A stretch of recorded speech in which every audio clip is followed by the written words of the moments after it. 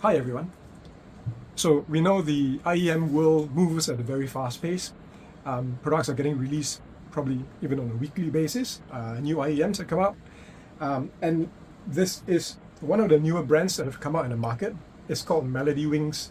And the model is the Venus. This is the IEM.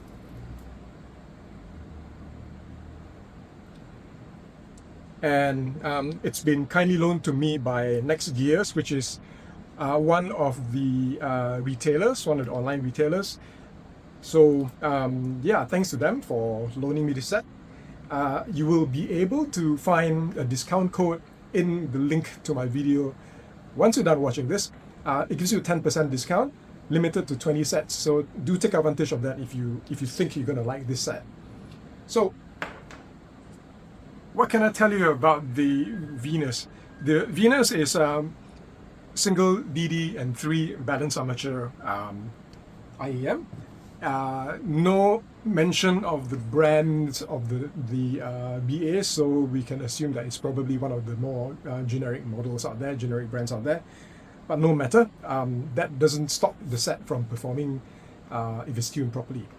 The Venus is priced at $170 US, and it's available through a few different channels. My NexGears is one of them, as well as I think in certain countries they have their own distributors. So look around for it, and I think you shouldn't have any difficulty getting hold of it across many countries. So how does the unboxing look like, and what comes in the packaging? Firstly, in terms of the form and the fit, I know I normally don't go through all this. I normally just jump straight to sound, but I thought I'd mention something about this today. It's a very nicely sized IEM. I have no problems with the fit. This is the standard, the stock tip. I do vary the tips, and I've tried this is pretty wide bore, but I've tried the Venus wide bore as well as the Venus Prism tips, and they do help in terms of pushing out a bit more treble clarity. But I'm jumping ahead of myself. So the cable on this is just okay. It's nothing special. It reminds me of, I think, either the AFU cables or the high disk cable. So the material is slightly rubbery. It's just nice, but this part's fine. It's just this part here can be a little thin, but again, no problems with it. It's not a major deal breaker. And more importantly, how does it sound? So the Venus is, I would say, a balanced IEM with an analog overtone, but it has a nice bass presentation. So it's not a sub-bass focus set. It is more of a mid-bassed focused IEM. The mid-bass has plenty of punch. There's good impact. Sub-bass is still there. It's not totally absent. It comes across as a very good supporting, in a good supporting role to the mid-bass. Almost like the U9 Chue, you can say, right? In that sense that it's there to provide some extra oomph and body to the mid-bass. That's my favorite part of the IEM, the bass presentation. Tactile, very tactile, not slow at all, just the right speed. And it's basically, when I'm listening to this, as a balanced IEM, I think the thing that stands out to me the most is the bass. Okay, let me clarify that it's not a bass head IEM. It's just there. It's energetic, and it's strong enough to give you a sense of fun and energy when you're listening to your music.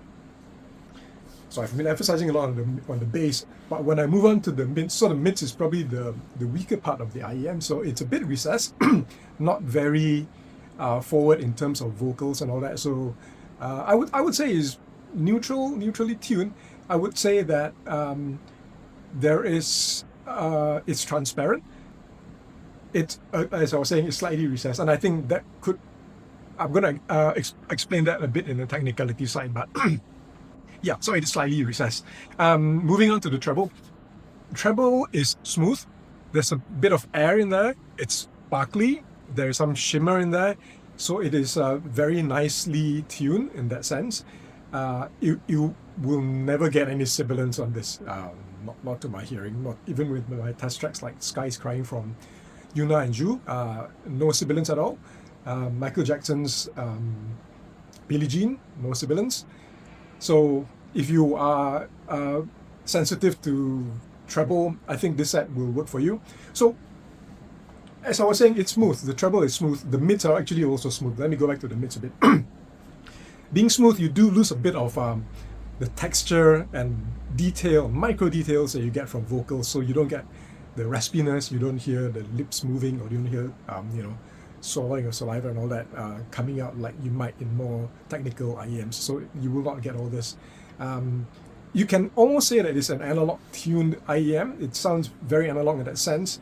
I can almost imagine it to sound a bit like a vinyl recording. So if that's up your alley, I think this will probably hit the spot for you. Moving on to the technicalities. So here is the part that I think might be his weak point, which is the sound staging. I'll talk about it with Andy shortly again, further down the video. But what I have noticed is that sound staging, height is good, width is good, but the width can be very left-right. So depending on the track and depending on your pairing, I do find that because of the slightly recessed mids, it can also sound like all the effects and movement of recordings and all that are happening on your left and the right. So if you listen to Yoshi Horikawa's Crossing, which is motorbikes going up and down, right?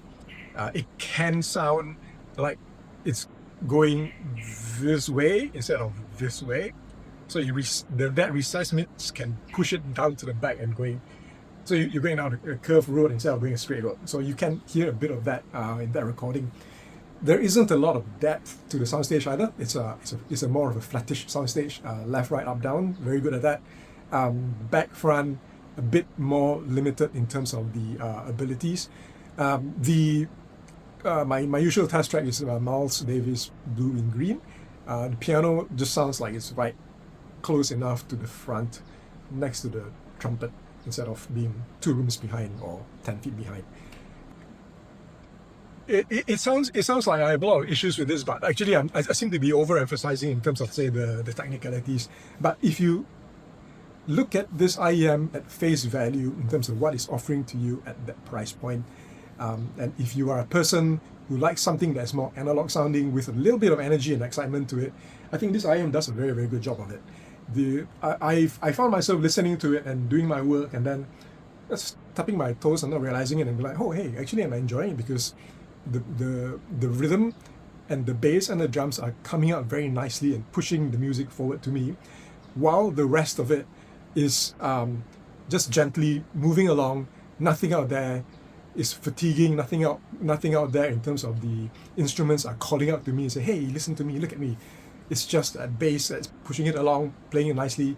I would say this is a very good set for casual listening, and if you're listening to it, say, over a long period of time, very comfortable, no issues with fit.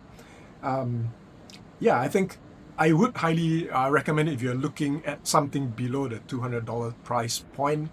At least consider it.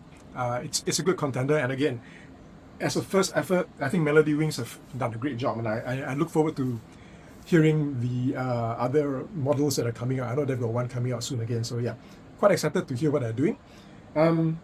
So I think I've said enough. So let's see what Andy has to say about this.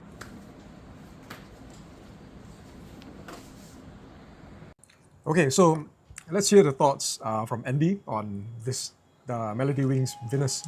Venus, okay. Yeah. So I am actually quite impressed, even though I spent not so much time on it, because on the fly I tried it with some of my favorite songs, anything from rock and metal music to jazz music to rockabilly. This IM is very versatile. Versatile meaning to say that, I actually find it to be very well balanced, to be used with different kind of music, And the tuning itself, it's kind of a bit linear. Linear meaning to say that it does not seem to focus in any particular area. Yeah.